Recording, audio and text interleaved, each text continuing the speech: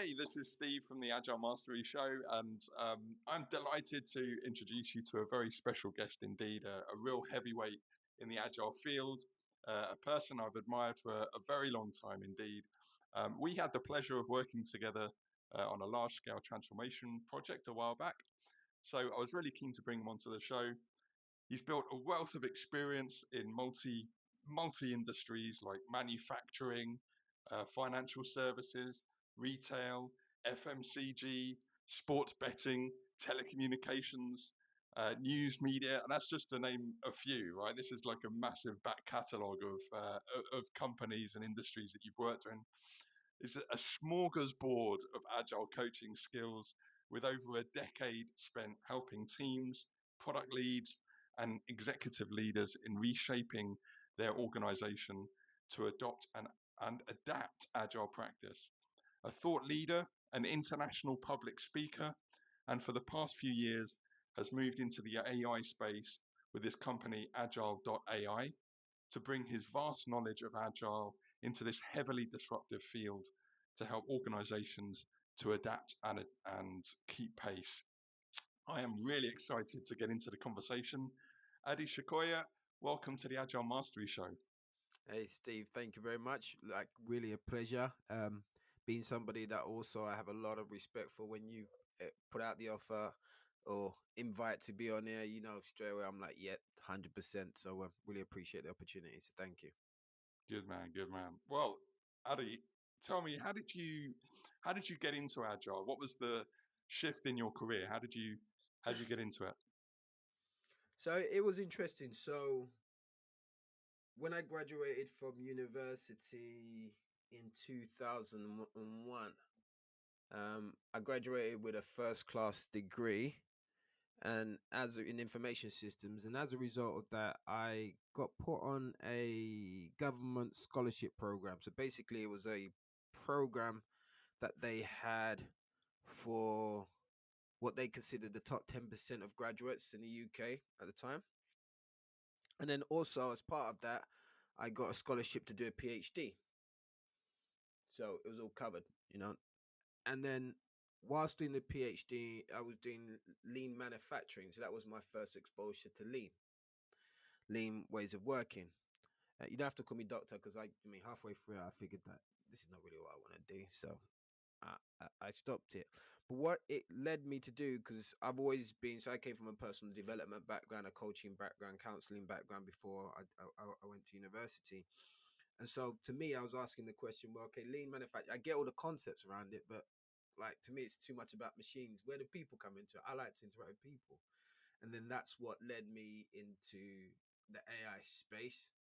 Um, just, I mean, then it was still quite a new type of mindset, a new way of working. The Agile Manifesto had just come out around that time.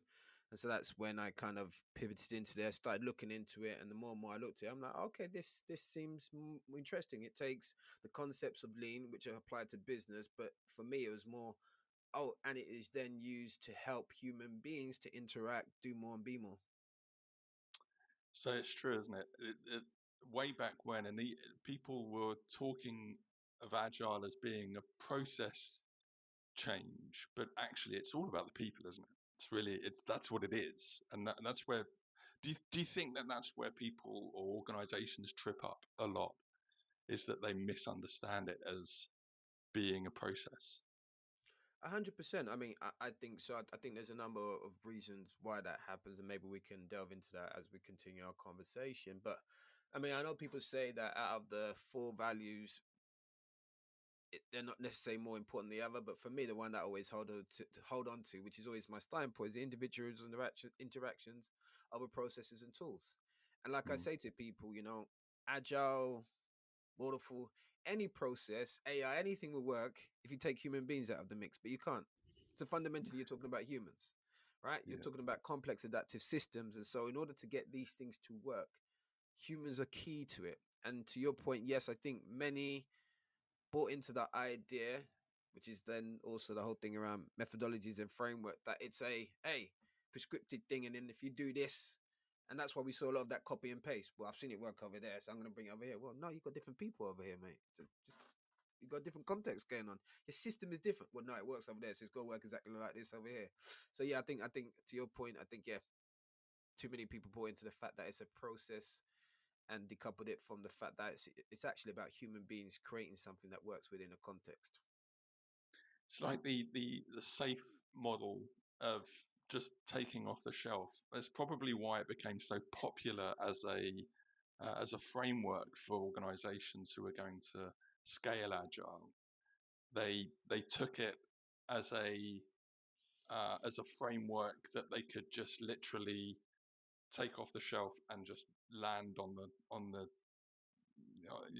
team organization as a whole, and it didn't work like that because that's how it was perceived, as that they it was seen that because another organization had made it work potentially, that they were able to make it work here because it's literally it's something that they could literally just fit inside. Is that how you see it? What do you think? Yeah, I mean, framework, methodology, agnostic. If you look at it fundamentally, again, we're talking about human beings, and human beings, for the most part, don't like change, right? And we begin to Mm, see this in the AI space as well. Many organizations, big organizations, are sometimes looking for the fix without change. Oh, I mm, want this thing to fix what I do and get me better outcomes, but I'm not prepared to change any of the fundamentals around it. We saw that with the whole agile thing, right? We'll just come in and do your agile stuff. We're not going to change how we interact. We're not going to change the way that we deal with people, remunerate people, set up our teams, or all that bits and pieces. You just come in, do your magic stuff, give us what we want, right? All right, don't ask us to change anything. That's like not the Harry deal. Potter, bring your Harry Potter Yeah, wand in, do yeah, and your I'll tell you some magic. stories about that as well. That was quite funny. And I think that's fundamental human beings because we're seeing it again with the AI type space. Lots of organizations are thinking, hey, AI is going to give me all the results that I want, not recognizing that all that AI would do, it will maximize or multiply what you've already got in place. If your processes already are bad, you're just going to get even worse processes quicker. Okay. Mm. If your input is bad, you're going to get some really bad results. It's layering, isn't it? We There you talked go. about this before, isn't it? It's layering. It's layering. If you've already got an existing challenge, a problem, if you're layering something on top rather than fixing the challenge, then you're just, and especially if you're scaling that, you're just going to scale the problem. Yeah, but and then if you think about it, I mean, okay, so if we look at it from a systems point of view, what is an organization? It's made up of different departments. What different departments? They're made up of different teams, potentially. What different teams? Made up of different individuals. Look at the individuals and how we live our lives in general.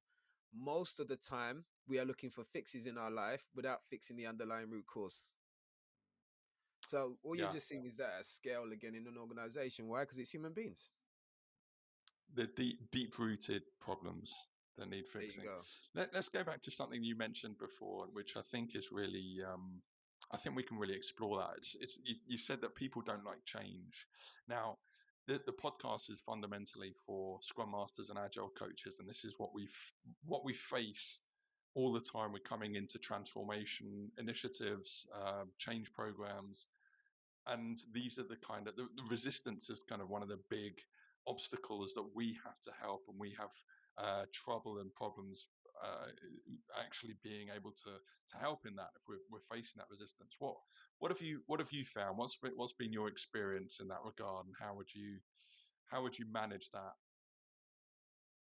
So I think quite earlier on in my career, I got caught up in the fact that, hey, these organizations don't want to change, people don't want to change, yada yada. I've got all the answers, so they need to do things my way.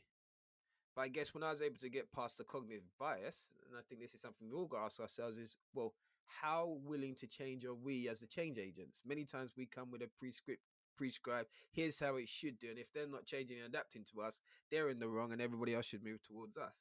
What I found over time is, well, actually, and I've been fortunate and blessed to work in different organizations across different industries.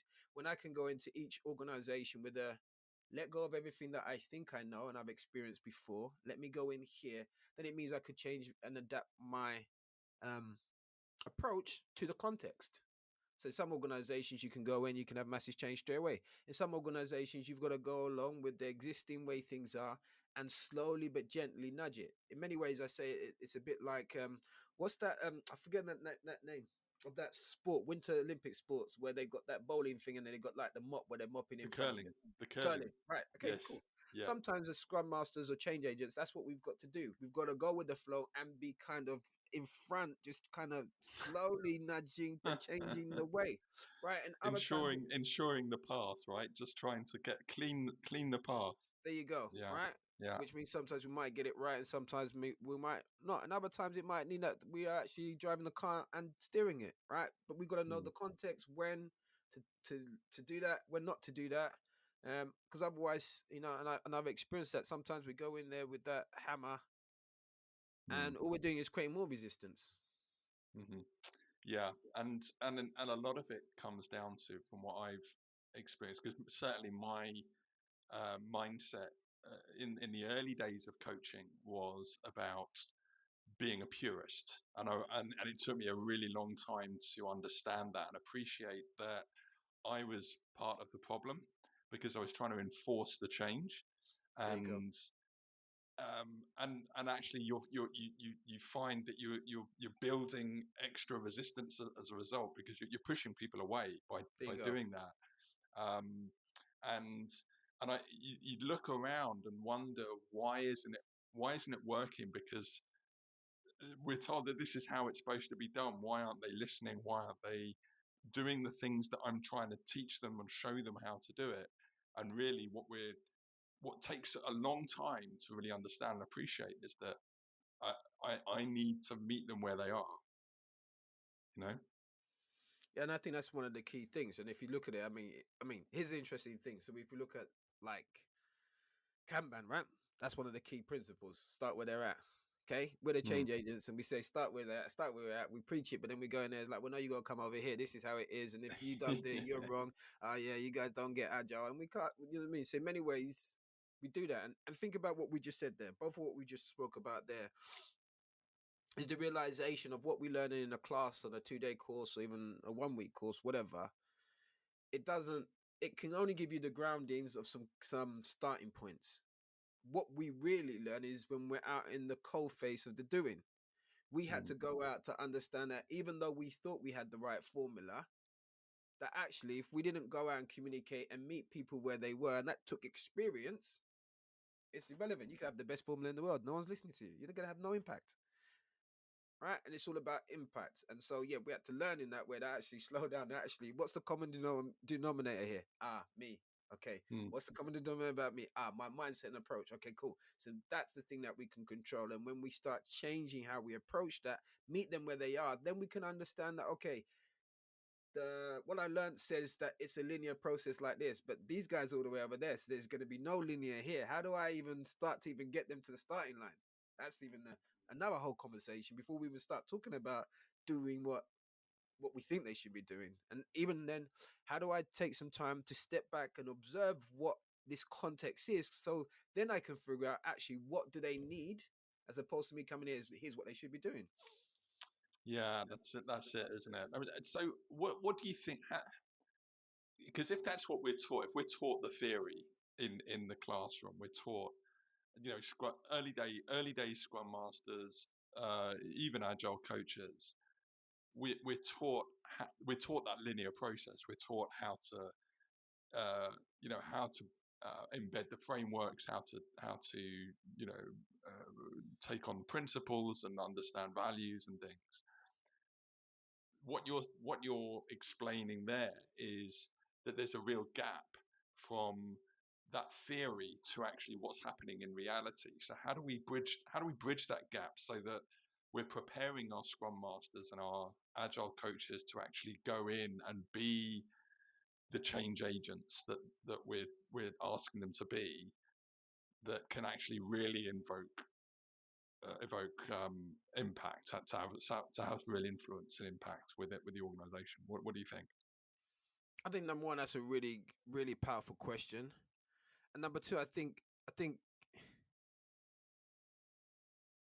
think the key really is helping Scrum Masters understand that doing Scrum, once again, it depends on what level we're bringing them in. Because if you think about it, before it would be case of originally, well, in the early days, it might be a case of the Scrum Master would come in and just be focusing on kind of the team level, or in some organizations, depending on where you're at, right? But more and more, Scrum Masters are change agents, and they were always intended to be change agents. So I think where we could have done better is, well, we take them and show them Scrum. Scrum is just one aspect of the outcome. The outcome, Mm. if you're trying to be a change agent, is how do you change an organization, change a team, change a project? Then change management needs to come into play. And so I Mm. think there should have been a lot more focus on actually, here's only one part of the overall piece to get your outcome. This might be the tool or approach that you're going to use to facilitate that change and help them to get the results. But before that, here's what's involved. I Mm. mean, for a while, like I said, it just similar on my journey. It took me a while to realize that actually, I can tell you a story. I remember one of my first jobs, and I love telling this in the training rooms. It's a story of when I got sacked. Okay, and that's because I went into an organization. I was still, fresh. AI, Agile was still fresh. I got it. I understood it. I thought this is the greatest thing since sliced bread. And I went into the organization, and I could see all the areas where Agile could help. And it's like, nah, you're doing this wrong. This is what you should do. Nah, you're doing that wrong. This is what you should do. Nah, you're doing this wrong. And within the first week of me being there, in the desire to impress, and obviously from a point of view of some need for job security, hey, they've just brought me in. I'm on a contract. I've got to show how what I can do. This is wrong. This is wrong. This is wrong. You should do this. This. You should do this. After about 2 months, they're like, "Thank you very much. Pack your stuff and leave." Mm. Yeah. I've been there. I did exactly the same thing, There you go. because you're forcing it, you're enforcing it, you're pushing, you know. Yeah. Um, so do we think that the training, the learning that we need to be giving Scrum Masters, Agile coaches is about business, to learn, help them learn business, help them to understand what they're helping to change from, in order to change to. This is what we're going to. This is the utopia that we're going to help them to bring along to. But in order for us to be able to help them get there, we need to understand where they are now.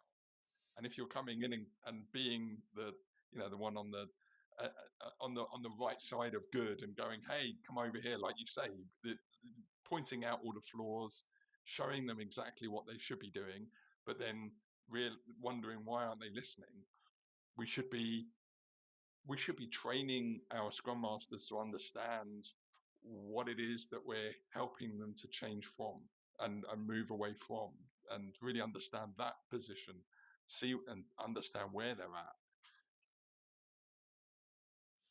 Yeah, look, I think so, and I guess look, there's a whole 100%. I mean, I think there's a whole bigger conversation that could be had around how we train Scrum Masters. Okay, if we think about it, we talk about from an agile point of view that we are focusing on outcome rather than output, right? Which is how do we get people Hmm. to an outcome? And then the question is, do we actually enable and arm people who may come into a Scrum Mastery course with no knowledge of Scrum or Agile, and then 2 days later we give them the title of a master? Hmm. Then really, without enabling them with all the things that are required, as we've been discussing here, to even achieve mastery. I mean, think about it like this way, right? It's said that you need 10,000 hours of something in order to be a master. I don't know how many 10,000 hours you can get in a 2 day in a room. I would out to be roughly, you'd be lucky if you get 18 hours out of that. Okay. Yeah, yeah, yeah. And so then once again, it's then what is the outcome that we're really trying to achieve? And once again, we won't go into to this to you. What's the real outcome we're trying to achieve when we're saying that we're trying to certify people? What is the real outcome? Are we trying to really enable them with the skill sets to be a master? Therefore, what's our acceptance criteria around that? How does that really sum up if mastery requires 10,000 hours, but after 2 days, we're going to say you're a master? And to your point of the discussion, we're not actually giving you the bigger picture of here's all the things that you need to learn and understand about humans, psychology, business, context, systems thinking, um, organizational politics, all of the things that are going to enable us to get the outcome, depending on what the outcome is. If we're not enabling in that, then what is it we're doing? So I think there's quite a bit that could go into that, to be honest. It's massive, isn't it? It's huge. It's almost like we are setting them up to fail, right? In some cases. that we're and it why isn't it understood like that? Why are we not thinking along those lines, do you think? Look, I think we both know the answer to that. If we are going to be honest, let's look at it. Like I said, right, the time it takes to become a trainer and the process it takes to go to become a trainer, right, is quite vigorous. But the time it takes to become a master that goes out and Mm, delivers all this stuff is just 2 days. yeah. Figure it out. So you can figure that out. And I'm saying if we look at it from a product delivery, if we start looking at a product delivery and a validation and quality checks and all of those type of things and the outcome, well, once again we can look at it and ask, well, what really happened there? Mm, yeah, it is. It's really down to the initial training then, isn't it? Um, let's pivot it slightly and look at the more broader picture of organizational change. Mm. We mentioned about Scrum Masters and Agile coaches, but let's look at more organizational change. Um, the basically because well, so or some organizations now on their second, maybe even third iteration of agile transformation. Some have just given up. Um, what's going on there? Do you think what is happening? What's in your experience and what you've seen? Why is it that some organizations just don't seem to be getting it right? What's the problem? Again, look, I think it's hard to put it into one bucket, right? I think if you think about it, right, organizations are complex, adaptive, right? You have organizations and people have been in different places and they've seen agile in different forms, right? Some good, some bad, some what is that thing you've got there? It's not agile, right? Mm, And so you've got that conflicting. You also got the fact that, and this is something that we saw quite earlier on, which in many ways, again, I feel that as a community, we didn't necessarily do it a good justice, which is we didn't have clear measurable outcomes that people would actually really measure the outcomes of the money that they were spending against. A lot of times, and I've heard it said, and the amount of times I've had to cringe, well, we're doing agile, we can't tell you anything. And you're just like, oh, that's right. And so yeah. organizations have spent quite a lot of money trying to get stuff done. Some, and I know you've been in organizations like myself who have gone from consultancy to consultancy. Those Mm, guys didn't work. hmm Let's bring in these guys. That didn't work, and let's bring in these guys. So I think, look, there's a number of different things. Some organizational cultures are not set for it for that type of change. Some of them have been bought in or potentially sold that, hey, you don't need to change anything. Just put this on top, and then you're good to go. Um, and then sometimes it's just like, well, like we discussed, if we haven't enabled people to understand the end-to-end change, and all we're sending them into is to go and build a house. I'm only going to give you a hammer because all you need is a hammer to build the house. Then that house is going to be a bit wonky, and then after a while, people are not going to be happy with what you've delivered. It's just as simple as that.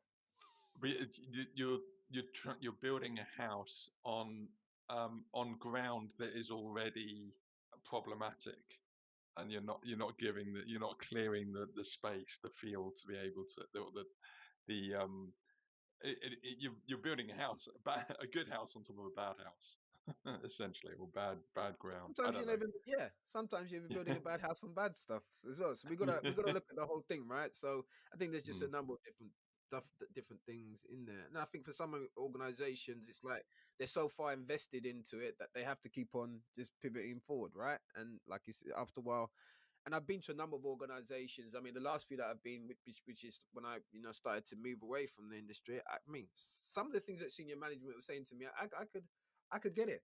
I could get it. What are we paying? What are we paying? What are you guys for? What was it? What was it we were getting? Or actually, why do we need you? Show me mm. what's changing. This is how much we're spending. Just give me some clear, tangible results, outcomes. Give me something that I can go back to the board and say, yeah, show me what's really changing.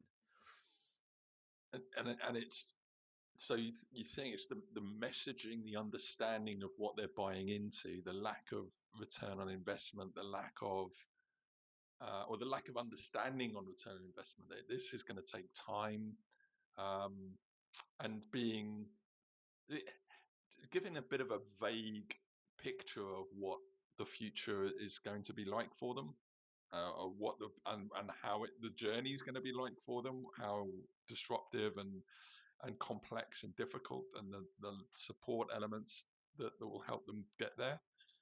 Um, hmm.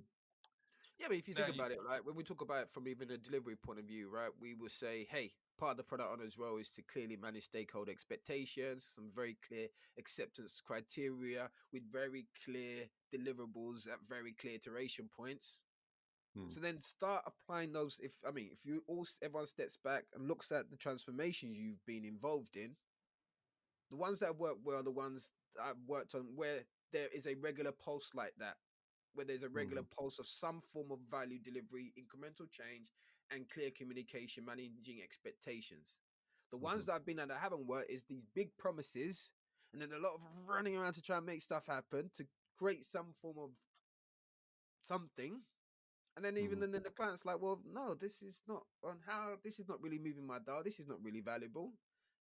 Okay, and then there's more flurry of action. So I'm saying is all we got to do is just look. If we're agilists, let's look at the principles, and agile should be at scale, right? So what we're doing at the team levels, do we do that at transformation level? That's really the question. And then where we're inspecting, adapting, and retrospectively and learning, and ensuring there's clear acceptance criteria and holding ourselves accountable against that as well. so start small. Why we spend all of this time in refinement sessions breaking down requirements for our customers. Why aren't we doing that with the transformation? Breaking down, focusing on acceptance criteria, focusing on um, Oh, I've lost my earpiece. Focusing on acceptance criteria, breaking down, specifying on the value outcomes so that there's a clear benefit, and demonstrating it and retrospecting it all the way through. Yeah, How it many, how sounds many, how many programs have you so been on that simple. have done that? Be honest. How many programs have you been on that have done that? The one where it really worked like that was where I had proper buy-in, um, and the structure was set from the ground up. It was done very organically, and we started small. We started with a small leadership team, with a handful of product teams, and we structured it. We worked with the leaders. We had uh, real proper understanding of what outcomes we would work with, and that's how it was done. It was done as an incremental, slow pace, very small, before we actually scaled it. That's how it works. Yeah. Why isn't it done like that all the time, Addy? Why? You know.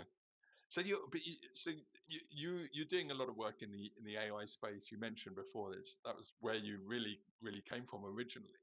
Um, how is it going to be different now? What needs to happen for it to uh, to actually help organizations rather than it being another thing to layer on top? What do you think? What sort of risks do you see with AI coming in now as a disruptor?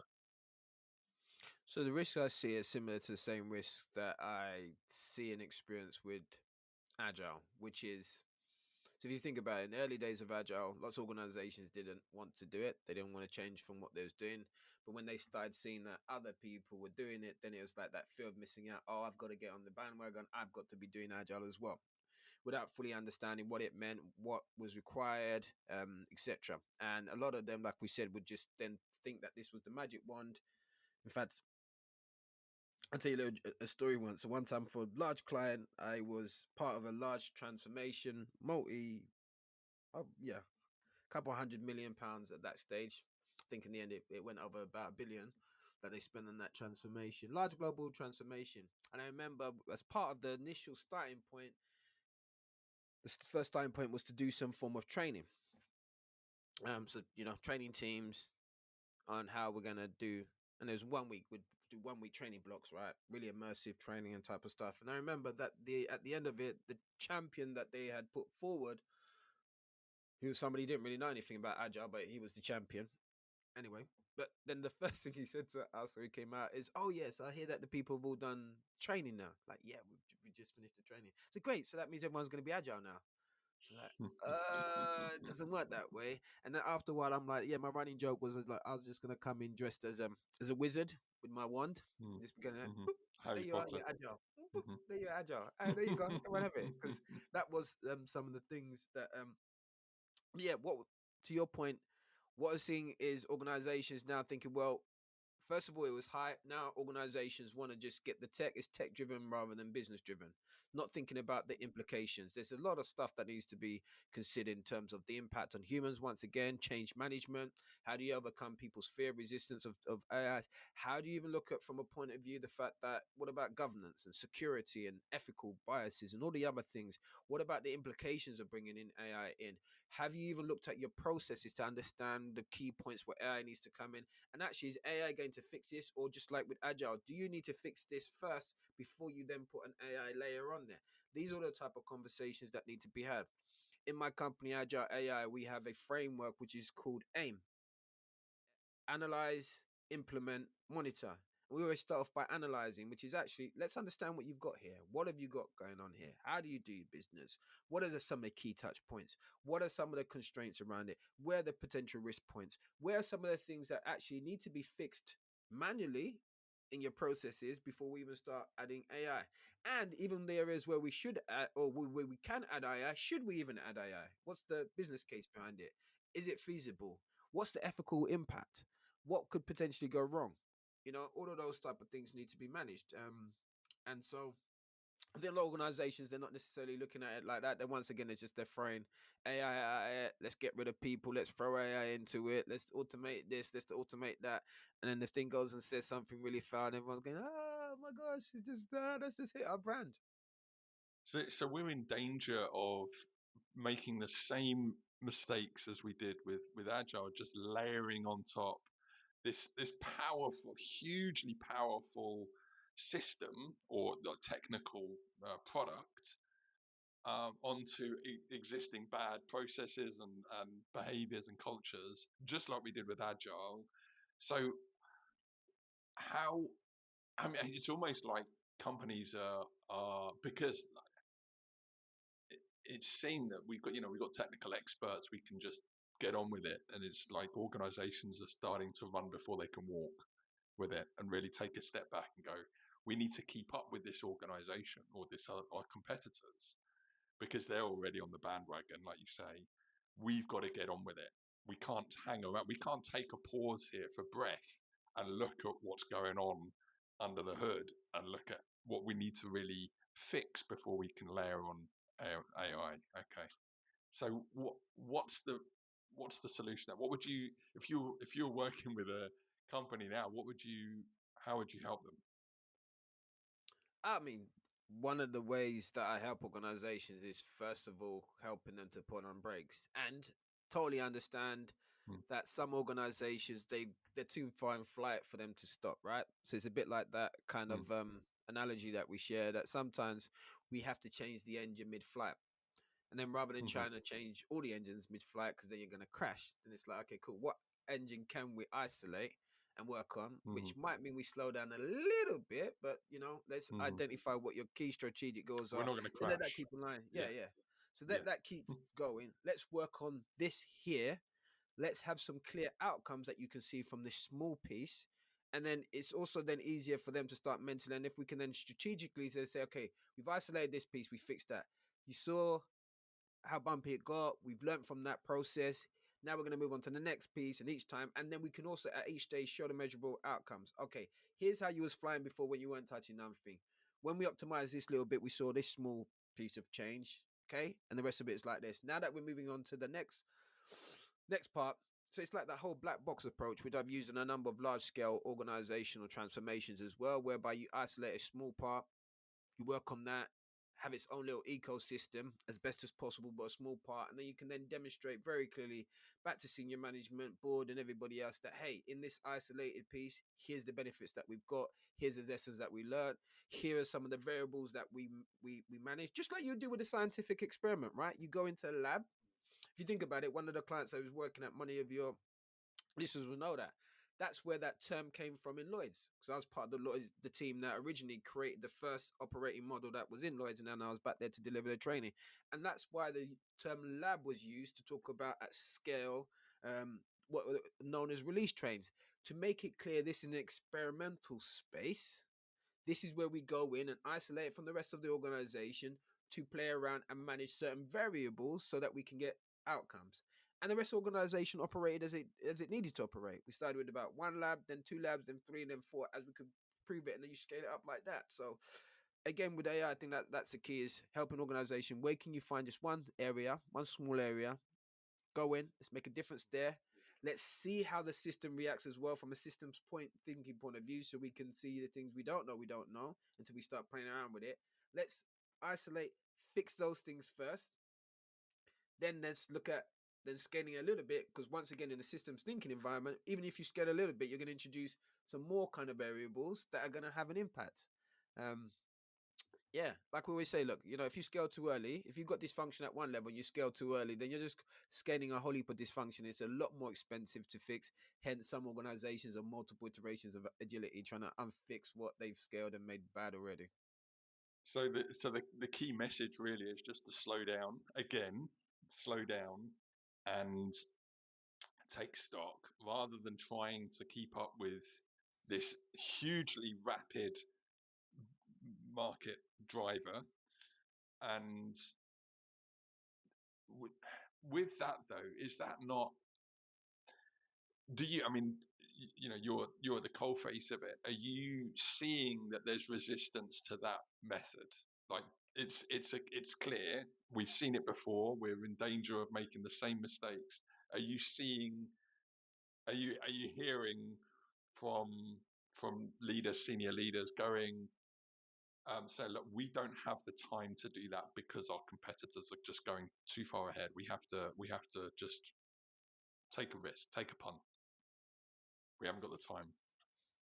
I mean, look, again, like we said, this is really about human beings, right? If you look back through Mm, human society, right? How many lessons have we ever learned in mm, terms of human society? We don't really. We're not that.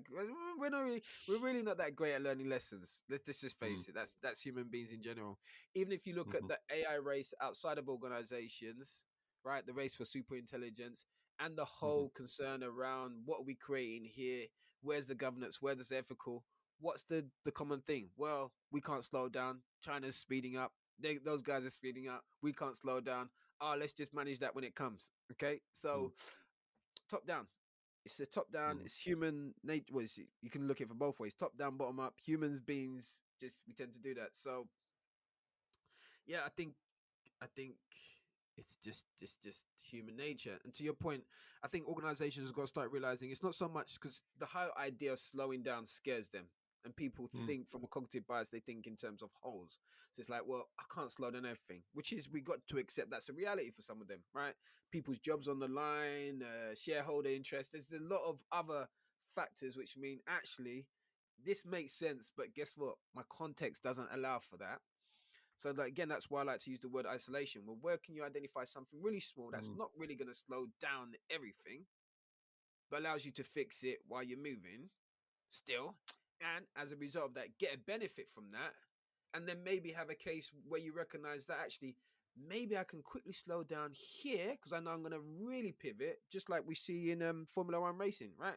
They work it mm. out. They're doing all the diagnostics. They know the ideal time when they can stop and then shoot off because they know that they're not going to lose time overall. It's like, how do you get yourself to that point, really? Yeah, I love your analogy about the airplane. If you can isolate one engine so that you can actually work on that while you're not going to crash, you're going to keep the airplane going. But excellent, yeah, really interesting. So, what about let's take it back slightly to Scrum Masters and Agile coaches. There's a lot of fear around the role of Scrum Master in terms of the advent of AI. For reasons I don't know where this has come from.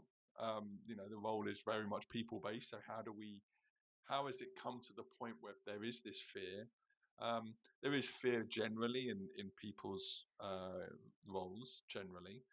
So what advice would you give to Scrum Masters with Agile coaches in terms of how AI is going to help them, and the mindset that they need to get into in order for AI to be a help and not a disruptor for the role. I think that look, I think that's really, really important, and it's a really interesting thing. I think fundamentally, lots of human beings across different roles are getting scared about AI because, in many ways, they're beginning to ask the question, well, it can replace us. And I think there's two ways you can approach this, right? I think one is this. So I like to be very outcome driven. What's the purpose of a Scrum Master? Okay, to enable, support a Scrum team. Okay, just making it very simple, right? What's the purpose of a Scrum team? Well, to increase the amount of value that's delivered to an organization, usually through development of some form of product or service. Okay, great, cool. And what's the purpose of that? To increase the outcomes or project or strategic goals or income from an organization. I guess if you take a deductive point of view and look back at it as well, if the outcome really is to increase the overall money that an organization makes, or even if you start from the bottom, if the goal is to increase the product team's goal is to increase the value of a product, then you have an AI system that can do that and increase the product value. So now you can prototype, you can spin up a prototype using Lovable, Replit, all of those in like what, minutes. Okay. You can create a whole backlog of stuff in minutes. You can do all of those things. And now with vibe coding, in fact, you can actually code some of these things in, less time than before. Then you're rightfully start asking the question, then where is the value in the structure that we have around agility as it currently stands? How does that come into play?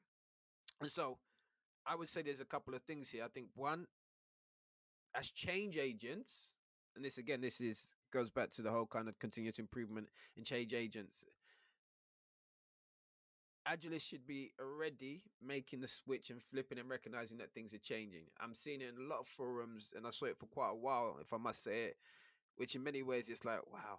It's like people were trying to hold on to agile space and not accepting that it's changing. It's just changing. It's been changing for the last few years. We're now beginning to see it, and everyone can value that for themselves. We used to be in a job market whereby actually you could leave one job and have another job the next day. Now some people can't get a job anymore. So start reading the signs, start then changing and asking yourself, how do I add value using AI? We're also moving into an age where before with agility or some of the non-AI type stuff, we could have long lead times between value being seen. Oh, don't worry, we're working in this way, we're working in iterations. Yeah, at the end of this release cycle, you'll get to see XYZ. You're now moving to a place where actually within a day somebody can demonstrate some form of real value, tangible value. Okay, whether it's a prototype, whatever. So I would suggest that people start taking that mindset if they've got that and those key principles, and then asking yourself, how do you augment or maximize your value to your client using AI? How do you use it to understand systems thinking? How do you use it to understand context even before you go into retro to say, okay, this is happening here, this is here, here's the context that we're in. Help me come up with the right retro for this context. Here's the feedback I got from it. What experiments should we be running to create some demonstrable outcomes and improvements in the team and our delivery? Okay, we've tried this. This didn't work. What else would you suggest? All of that type of stuff is what people should be using AI to do to crunch through the data in ways that we can't as human beings. Or we can't at pace as human beings, and and 100%. and, and use that analytical really to help out the analysis of that data. So it's really to enhance the role. It's like there's certain aspects of the role of Scrum Master, of Agile Coach, that you cannot replicate digitally. That Correct. you can the people interaction, where the culture, the sort of deep rooted psychology, all of these kind of things, and we need we need to understand how AI can really enhance the knowledge, really understand these things much to help us understand them much clearer, so that we can actually grow in the role rather than actually go, well, AI is going to take my role completely. That's never going to happen. It's never going to happen. I know people say, oh, agile is dead. You hear this all the time. It's like incredible. It's clickbait kind of social media type stuff, but fundamentally, it's really about how AI can enhance and be a help to us. That's how we should be looking at it. Yeah, and I think that whole agile look, once again, it depends what you mean by agile is dead. I think what people are really referring to is, and this is really what impacts. I'm sure most of your listeners, whether agile is alive or not, it's the golden era for agilists in the agile space has gone. Okay, the Mm-hmm. days of high Yeah. rates and you know Mm. easy getting into jobs and the high demand is not there. Once again, I think also people got to start looking at the market conditions as well. There are Mm. way more Scrum masters and agile coaches than there are opportunities for them. Yeah. Yeah. So forget whether it's alive or not. Is the question is, unless you are a super rich person, you're just doing it for fun. Can you survive over this still, and in a meaningful way, or in the ways that we used to? And then people can just use their own personal evidence to answer that question, yes or no. And then the next question is, well, what should I be doing? And then yes, so I think there are going to be fewer opportunities available for it's not going to be a mass market anymore. It's going to be narrowed down. To your point, some things cannot be done by AI. But what you going to end up doing is you're going to end up having some very efficient Scrum masters and agile coaches who will successfully be able to manage multiple teams and get real impact and outcomes because they're augmenting and using AI. So it's not AI instead of humans, it's AI plus humans. And I think once again, which is what we're seeing across all the areas of the AI space, is simply this. There's a difference between people who use AI to do stuff, but they've got no experience, and we can see that clearly now. Because you can get AI to do stuff. If you haven't got the experience, you don't even know what you should be asking it to do. Now we're going to start seeing the people who've got real experience on the ground who are going to then know, like you said, to be asking and using AI for all the right things, to do the right analysis and the whole pipeline that enables us to go in and do the Scrum and do the thing, recognizing it's not really about Scrum, it's about the outcomes. It's not really about Kanban, it's just about the outcomes. And there's a whole heap of other things that go together to create those outcomes beyond Scrum, which are, like we discussed before, group dynamics, human behavior, psychology, systems thinking, change management. And you'll be able to use these tools if you know those concepts and those key principles to help speed up what you're doing, to identify patterns and identify experiments you can run to help them to move the dial in a tangible way that they can say, okay, cool, we see that improvement there. We see that that's working better. Okay, yes. I think that's a really good point to be finishing up on there, Ade. I think just helping Scrum Masters, Agile coaches to really understand how they can utilize AI in a way that's going to help them to keep pace, just like organizations need to understand it better to keep pace in the market. Scrum Masters and Agile coaches the same. Ade, it's been a real pleasure having this conversation with you, and Likewise. uh, some fascinating insights and understanding, and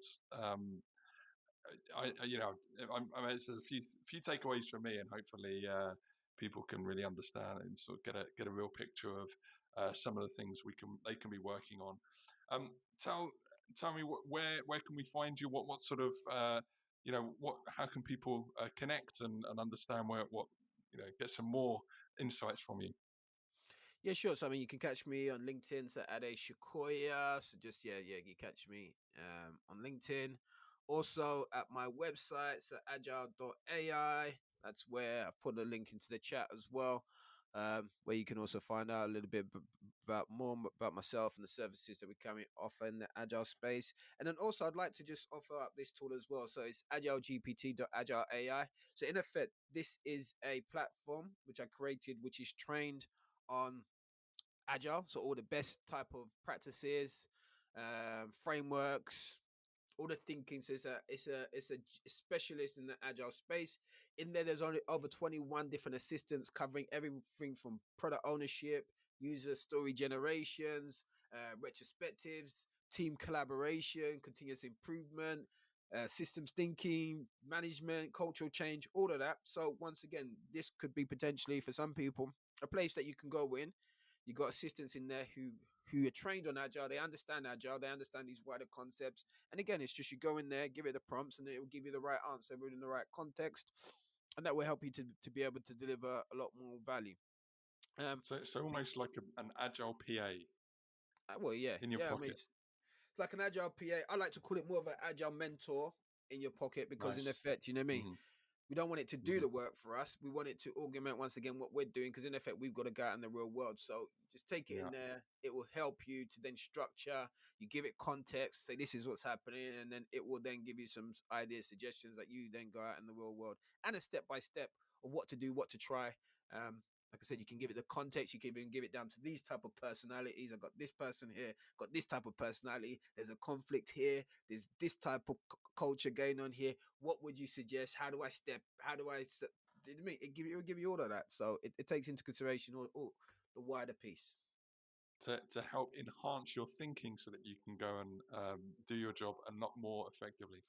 Ade, excellent. Thank you very much, and I'll speak Thank to you you. soon. Thank you Thank very you. much. Really appreciate it. You take Cheers. care. Thanks. Cheers. Bye bye. Bye.